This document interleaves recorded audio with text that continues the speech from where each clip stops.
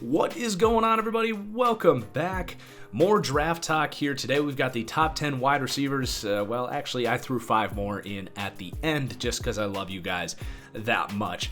As always, this is just a glimpse into the TFG draft package. If you want full access to my draft board with profiles on every single player or a full biography on the top 10 players at each position, if there's guys that don't make this list you want to know more about, definitely check out my Patreon. That's patreon.com/ThatFranchiseGuy. Film breakdowns on these guys over there as well for the full TFG Draft Insider package. If you're not interested in that, I do ask that you do consider dropping a like down below. All right, starting at the top, no surprise, Jeudy, the number 1 wide receiver on my board. My comp for him is Davante Adams. I do think Jeudy is slightly faster. He's a bit of a cross between, say, Davante Adams and Amari Cooper coming out, and Jeudy isn't quite as thick as those guys, but as far as his play style is concerned, it's almost identical. He's got that elite short area quickness, the elite release off the line of scrimmage, the ability to beat guys off the line, not just with his length, but also with the footwork, the quickness. He has that release package. And after that, he stems his routes perfectly to create separation. A truly rare, technically sound receiver with physical capabilities. Just was pretty clearly the best wide receiver in this class and a top 10 grade for me. Next up, CeeDee Lamb. Again, going to be most people's number 2 wide receivers, just a bit of a freak, if you will. My comparison, and I just came up with this today, I'm actually pretty proud of this one, Stefon Diggs. Not just physically similar as a great athlete with the quick twitch explosiveness, but a similar size as well, a bit lengthy, a little thinner, but mostly the play style is almost identical when you really think about it. For one, really nice creating separation on those quick routes, slants and stuff, but the run after catch ability is truly elite, not just for Stefon Diggs, but for CeeDee Lamb. Has rare instincts after the catch. But the last trait that really made this pro comp resonate for me was the way that both Diggs and CeeDee Lamb use their vertical leaping ability to attack the football in contested catch situations, which prohibits defenders from disrupting passes before they come down with it. So CeeDee Lamb, Stefon Diggs, a great comp in my totally unbiased opinion. But let's move on to number 3. This one's going to start surprising some people here. T. Higgins is my number 3 wide receiver, and I say surprised because a lot of you guys know I am a little slower to like and tend to be a little lower on bigger bodied, perhaps slower wide receivers that do struggle with separation. But when I watch T. Higgins, he actually does have the athleticism to separate. He's a good route runner, and I found myself liking him a lot more than I thought I would. And there were flashes in there that looked like DeAndre Hopkins coming out of Clemson, a guy that wasn't some consensus elite prospect coming out either. So I really like T. Higgins. My comparison is Kenny Golladay. I think he can be a low-end number 1 in this league. He's got the speed to be a deep threat, an outstanding contested catch guy in the red zone. Did deal with some drops down the stretch, but I'm not entirely worried about that for him. I think he'll be able to hone those in. So number 3, T. Higgins. Number 4 is Henry Ruggs. Early on in draft talk season, a lot of hype around Ruggs as a potential top 10 pick, perhaps simmering off a little bit. Some people drawing some John Ross comparisons for Henry Ruggs. I actually like John Ross a lot. I think if he didn't have all those injuries, he might have actually turned out to be a pretty good player. My comparison is actually Deshaun Jackson. Henry Ruggs will be a dominant deep threat at the next level. Now, just like we've seen with Deshaun Jackson, he might need a quarterback that can really push the ball downfield because that is his strength, is the deep speed. He does have good run after catch ability. He'll be a good returner and all that stuff. But if he's going to return value as a first round pick, you definitely want him to be utilized as that deep threat. So I do like Henry Ruggs, just perhaps maybe not quite as well rounded as some of these other guys, perhaps a little more risk involved as well. The hands and route running just aren't quite as polished as some of these other guys, but I do definitely like Henry Ruggs and definitely see him as a first round pick. And depending on team fit, he could very well be a guy that I would say draft over T. Higgins, depending on kind of what you need, I guess. just like I did in my first mock draft. Number 5, I've got Laviska Shenault here. Reminds me so much of Deebo Samuel, who's kind of that just big, almost running back out of the slot, just so difficult to tackle, runs so hard on slants and crossing routes, and is really hard to keep up with, especially for the guys that end up covering those slot wide receivers, like slot corners, can't handle his physicality, and linebackers can't handle the speed, same with safeties. So I do think it's going to be a mismatch problem. It's going to be a bit of a taste preference with him. He's not going to be perfect for every scheme, but teams looking for a catch and run threat, someone to just get the ball in his hands and kind of scheme up on slants and deep crossers as well. I think he's going to be a great fit. Not necessarily a full-rounded outside wide receiver at the next level, but definitely a dominant playmaker as far as his upside is concerned. Number 6, I've got Van Jefferson. I was down there in Mobile, and this guy was just dominating. And I actually did a couple Florida games for PFF this year, and he just totally stood out when he got those opportunities, which, unfortunately enough for him, just didn't come his way often enough. But you just look at him and don't really pay attention to what's going on in the rest of the game. He really is one of the most refined route runners in this class. He's not that far behind Jerry Jeudy as far as his ability to separate. I think his hands, you do have some question marks there. I think he'll be solid in that department. My comparison's Keenan Allen, and it's hard to put a comp like that. I mean, more like Keenan Allen coming out of college, I guess. Most of my comps are more pro comps. But, you get the point. That second, third round receiver that's going to work, that comes in polished, and coaches are going to love right away because of the way he runs routes. He's a coach's son. So I just believe in this guy, and I think getting better quarterback play at the next level, he's going to have a real chance to thrive. Then we've got Justin Jefferson. So back-to-back Jeffersons out of the SEC. A very unique player, and my comparison for him is Tyler Boyd. And I put that down because Tyler Boyd has made a lot of money in the NFL at this point and did have a bit of a slow start to his career, but he is a bigger-bodied slot wide receiver, and that is what Justin Jefferson is. PFF charted Justin Jefferson with under 10 snaps as an outside wide receiver in his junior season. So he does have that light frame at 6'3", 192. He's physically built like a guy that would play outside, similar to Tyler Boyd, but his skill set in the way he runs routes in the short receiving game and those steady hands and the run after catch ability. He does try as a blocker, though it does hurt him sometimes because he doesn't quite have the muscle to do that against edge rushers and linebackers. But I think fairly similar to Tyler Boyd. They're different sort of play styles, but as far as the role he'll play in the NFL, as well as his upside, I think it's fairly similar to a Tyler Boyd there in Cincinnati. Then number 8, I've got KJ Hamler, a sophomore coming out of Penn State. Dealt with so-so quarterback play. Obviously hasn't, he only played 2 years in college, but really liked what I saw. I mean, a guy that can really run short and deep routes, really nice hands at his size, tracks the ball well, has that run after the catch ability.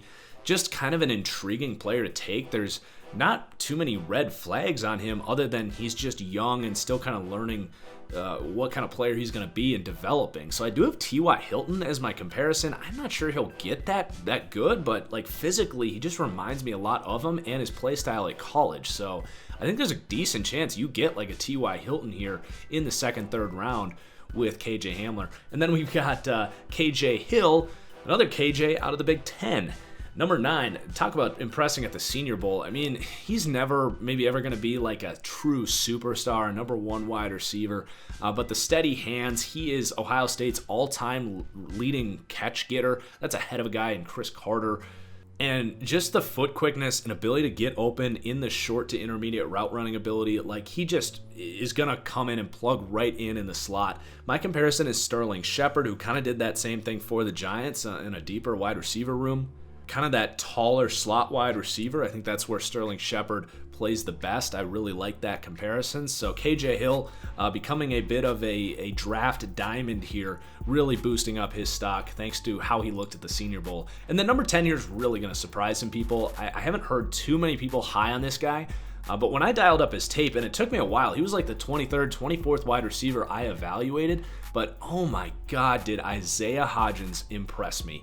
And again, a guy that is a little slower. He's a bigger body. he might struggle to separate because of his speed and athleticism. That's why he is a massive combine watch list type of guy. You know, if he comes out and runs a 4.65, 4.7, I'm going to have a hard time keeping him up here. I think he can run about a 4.55, 4.56, which we've seen guys like Devontae Adams and other guys have success having run slow 40s like that. The thing with Isaiah Hodgins is he is probably the best route runner outside of Jerry Jeudy as far as his deceptiveness and just his craftiness within his routes. And my pro comp, as you can see there, Adam Thielen, that's very high praise. And it's another thing like we said about Keenan Allen with Van Jefferson. I don't know if he's going to reach that upside of Adam Thielen, but I think I tweeted this a couple days ago. If you told me that Adam Thielen was wearing an Oregon State jersey, he was a little harder to find for the Vikings this year, so maybe these guys switched teams. But if you told me that he was suiting up for Oregon State, I would have believed you because he was running crisp routes, and just like Adam Thielen, Isaiah Hodgins caught everything.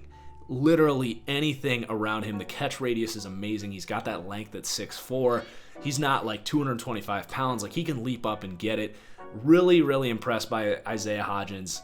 This is going to come out as a bit of a hotter take, and it would be a little harder to pull the trigger on him in the second, third round because he's not a burner, but I was just so impressed with how polished he was coming out. I think a lot of his skill sets with both the catch and traffic ability and the ability to run routes are going to translate to the next level. And keep in mind, I had a 5th to a 6th round grade on J.J. Arcega-Whiteside, which I think a lot of people are going to compare Hodgins to. I think Hodgins separates significantly better than Whiteside because of his understanding of, not just leverage and can run good routes against man coverage, but is stellar at like sitting down in zones in the second level. So a guy that's probably going to need a good quarterback to have that mental rapport with him, but I am a big Isaiah Hodgins fan heading into the draft. All right, so like I said, I'm going to rattle off 5 more names because there's going to be a lot of guys that you guys are going to say, how is he not in your top 10? And that's totally fair. This wide receiver class, by the way, is absolutely loaded. Probably the best wide receiver class we've ever seen. So number 11 is Jalen Reagor, another guy with a 2nd to 3rd round grade. I'm just not quite as high on him, mostly because I'm higher on the other guys. He's a good deep threat. A lot of his production came on trick plays, gimmicky, plays like that, and on return ability. I can see the explosiveness. He just might be the fastest player in this class, but the hand's a concern as well. He made a few nice contested catches, but dealt with some focus drops and just, some not a very polished receiver. So I do have Marquise Goodwin as my comparison for him. He probably will be better than that, but I think he's pretty far from a safe prospect. And I actually trust the development of a guy like KJ Hamler a little more than Jalen Reagor. Maybe that's just a gut feeling. And then Brandon Ayuk, a lot of people really, really like him. I do as well. His best trait to me is his run after the catch ability. He does run pretty nice routes, but also, I just don't fully trust his hands catching instincts as a receiver, his ability to track the ball. We haven't even talked about ball tracking and body control much in this episode. That's a big thing that goes into a lot of these guys. I don't necessarily see that in guys like Reagor and Ayuk as much as I did with guys like, say, Hodgins or Hamler or Jefferson, which is a big thing for me. And then number 13, Tyler Johnson. Now, I love Tyler Johnson. He is similar to Tua Tagovailoa, except for instead of injury concerns, he's getting dinged for off-field concerns. The more people I talk to, the more people that just say, why did he drop out of the Shrine Game? Why didn't he get invited to the Senior Bowl? He's clearly a better player than guys like, no offense, but Kalisha Lipscomb, Austin Mack. He just belonged at the Senior Bowl ahead of those guys, and he didn't get invited. Runs really crisp routes, amazing hands, very similar to guys like Van Jefferson, but you just hear enough character concerns about the guy that does make you pause. And I think I'm still a little higher on Tyler Johnson than most people.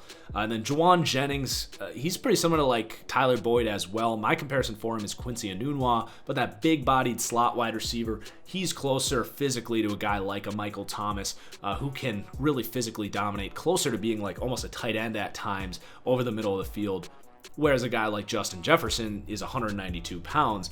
That 30 pounds difference makes a difference in your ability to kind of make those contested catches on slants and the reach to extend your arms and come down with tough contested catches to convert the chains on third down. He can do that, but his run after catch ability, his instincts after the catch, a former quarterback coming out, that's why he is a fifth-year player here, because he was converting and changing positions. So I do like Juwan Jennings. I tend to believe in him. I liked his tape a lot. And then I actually have Donovan Peoples-Jones. And if you had my draft board, you would see he's very close to guys like Michael Pittman, Antonio Gandy-Golden, Colin Johnson, Denzel Mims, Chase Claypool, tons of big, physical, nasty freaks in this 15 to 20 range for me.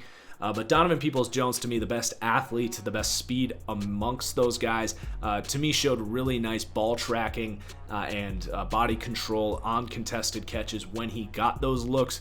Shea Patterson was just not a good fit for him as far as utilizing his skill set. A true junior, a top 5-star prospect coming out, and a guy that I think in the right situation could really develop, is fairly similar to, say, Miles Boykin coming out of Notre Dame last year. The difference is Jones is actually a true junior instead of a senior. So that is the top 10 wide receivers. I hope you guys enjoyed. I hope you learned a thing or two. I'm sure there will be disagreements, so let me know in the comments below your rankings, where I'm right, where I'm wrong, in your opinion. Cheers as always, guys. Enjoy the weekend. Enjoy the Super Bowl, and peace out.